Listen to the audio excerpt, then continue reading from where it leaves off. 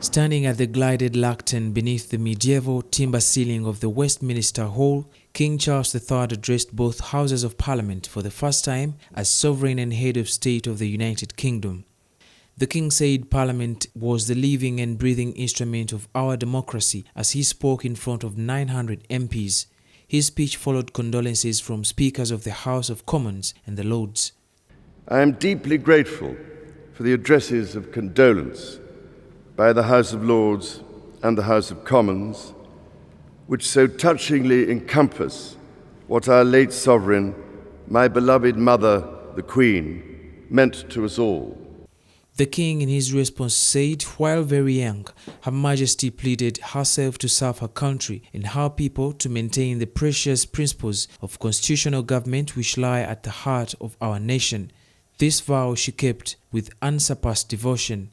While very young, Her late Majesty pledged herself to serve her country and her people, and to maintain the precious principles of constitutional government which lie at the heart of our nation.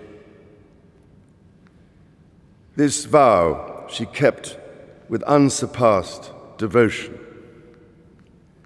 She set an example of selfless duty, which, with God's help and your counsels, I am resolved faithfully to follow. State trumpeters played at fanfare as King Charles made his way through Westminster Hall at 10:25 British Standard Time, while the royal standard was raised in place of the half-mast. At Westminster Hall, which is also where the Queen's coffin will lie in state later this week, the monarch, accompanied by Camilla, Queen Consort, were offered condolences on behalf of both Houses of Parliament. Lord Mackfall paid tribute to the late. Also among the attendees in the hall was Ogbana Oyet, the first black sergeant-at-arms in the royal's history. Monday's visit to Westminster also saw members of both houses pledging loyalty to the new monarch. After the King flies to Scotland, there will be a procession along the Royal Mile at St. Giles Cathedral. The trip will mark the start of a tour of all 4 nations of the UK. His Majesty will lead members of the royal family, expected to include the Queen's other children, the Princess Royal, Earl of Wessex, and the Duke of York as they walk behind the Queen's coffin.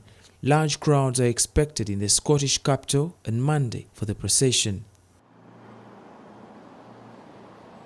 At the cathedral, the royal family will be joined by a congregation drawn from all areas of Scotland society to attend a service of thanksgiving for her life. Later in the evening, the King and his family will observe a vigil at the cathedral in honor of the Queen. Her coffin will remain at the cathedral for 24 hours for members of the public to pay their respects before being flown back to RAF Northolt, then travelling to Buckingham Palace. Inside at Giles Cathedral, the Queen's coffin has been carried in by members of the Royal Regiment of Scotland. The coffin is made of English oak and lined with lead, a traditional design choice for members of the royal family, according to reports. Prince Philip, the Queen's husband, was laid to rest in a similar coffin last year.